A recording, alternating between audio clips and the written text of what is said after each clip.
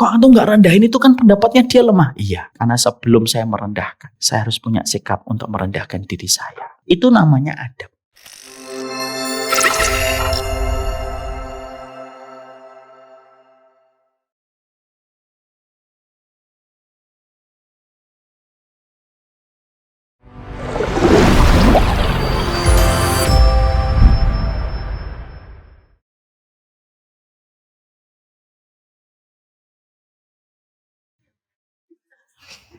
Ya, kita harus memahaminya begini, Mas Aryo.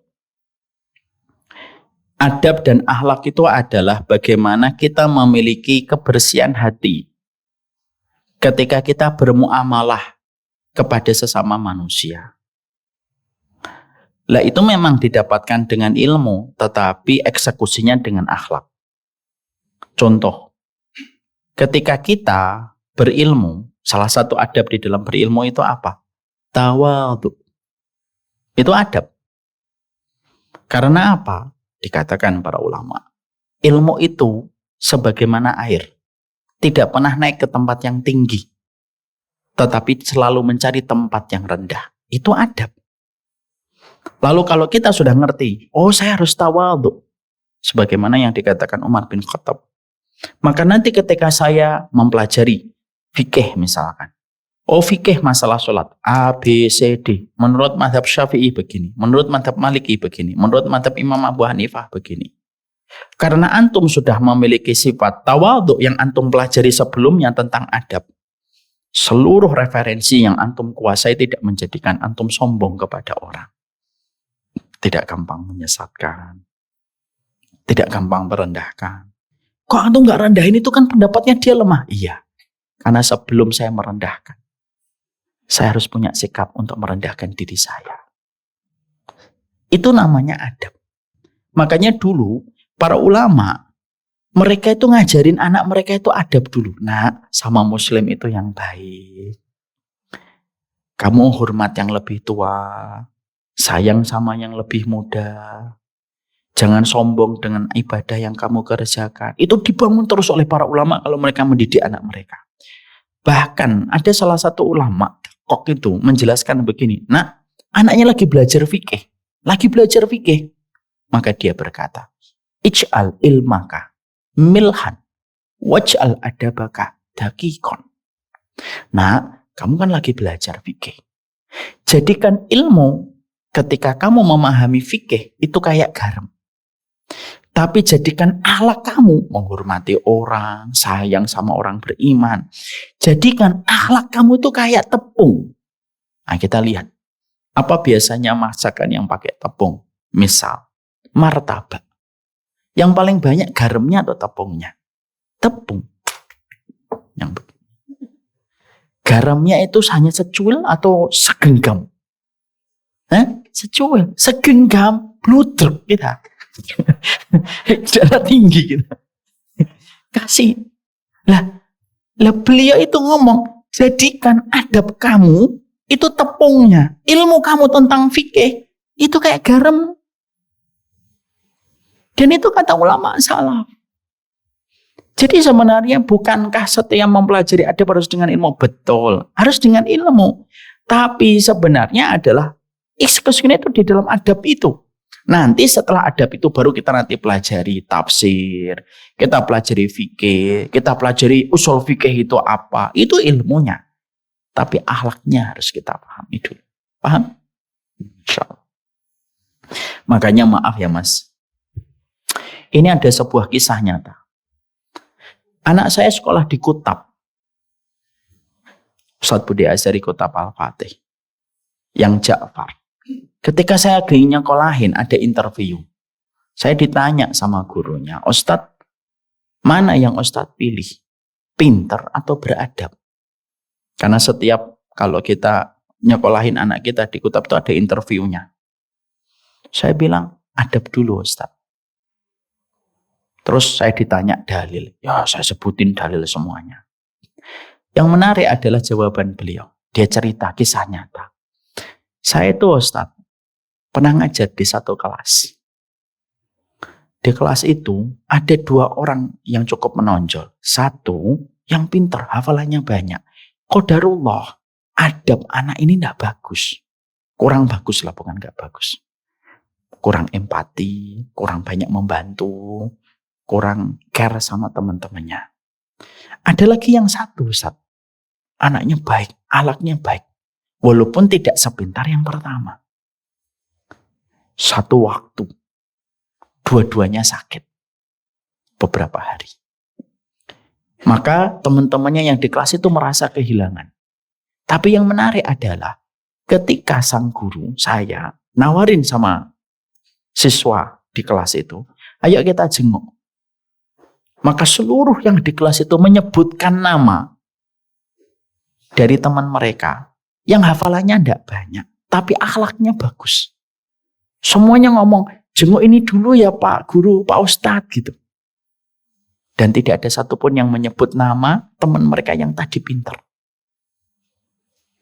Maka sang Ustadz berkata, betul kata Rasulullah, kita tidak bisa membeli hatinya orang dengan kepintaran kita. Tapi kita bisa membeli hatinya manusia dengan akhlak yang mulia yang kita miliki. Makanya kalau saya tuh ngomong sama, maaf, yang buat suara sendiri, kaget sendiri. Makanya saya tuh ngomong sama istri saya, kita itu didiknya adab dulu. Masalah pintar itu, setiap anak itu pintar kok. Cuma potensinya beda-beda. Kadang-kadang anak itu tidak pintar karena kita memaksa anak itu pada potensi yang sebenarnya dia tidak kuasai. Kalau kata Albert Einstein, jangan memaksa ikan memanjat pohon.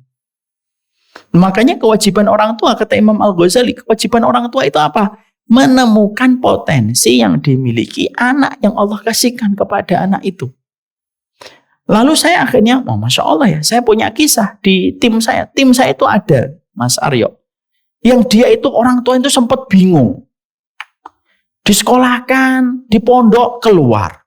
Di pondok tahfidz, gak betah. Hafalannya gak nambah-nambah. Padahal punya kakak kandung sudah hafal 30 juz.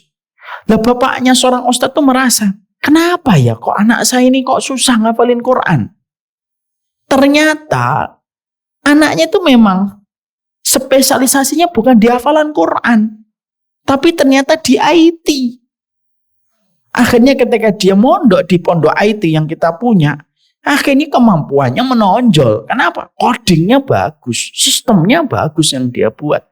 Dan ketika akhirnya jadi tim kita, bapaknya datang, seorang ustadz itu berkata, terima kasih ya ustadz sudah menemukan potensi anak saya. Saya ngomong, Pak, kesalahan orang tua itu apa? Tidak mau mempelajari potensi anak yang tidak bisa kita samakan. Makanya saya tidak memaksa anak saya untuk hafal Al-Quran. Ya kalau hafal alhamdulillah saya akan kondisikan. Tapi kalau mentok, ya saya nggak bisa memaksa. Ya kan? Makanya ibu-ibu juga sama, bapak juga sama. Kita kondisikan, kita kasih motivasi yang terbaik supaya anak kita hafal Al-Quran. Tapi kalau sampai usaha itu sudah ditempuh, mentok anak kita tidak bisa menghafalkan Quran, nggak usah dipaksa. Karena mungkin potensinya nanti untuk Islam bukan di hafalan Quran. Mungkin potensinya untuk Islam itu di masalah bisnis. Oh mungkin dia potensinya untuk Islam itu apa? Di masalah psikologi. Orang beda-beda. Makanya banyak orang tua itu kalau dia maksa anaknya, kamu udah hafal-hafal Quran. Anaknya bisa ngomong, masih mending udah hafal-hafal. Papa seumur hidup gak pernah hafal, kan malah bingung orang tuanya. Makanya gitu, kita harus paham itu. Paham maksudnya?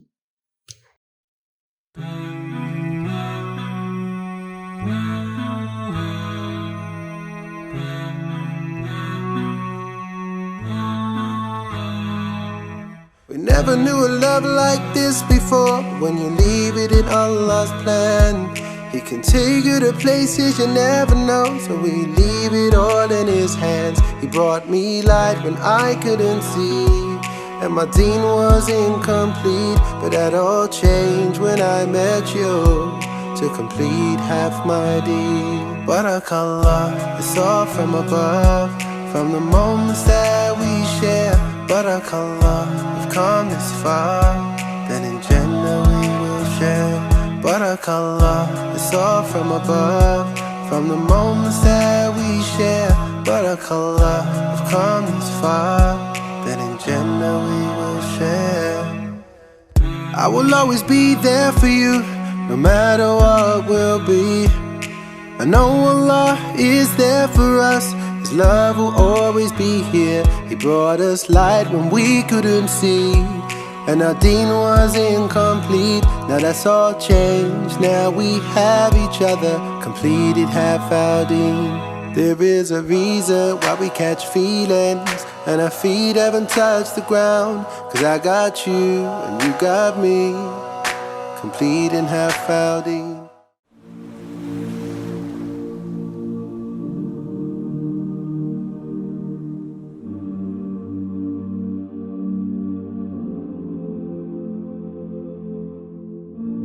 I've been holding for so long, scared I might slip away.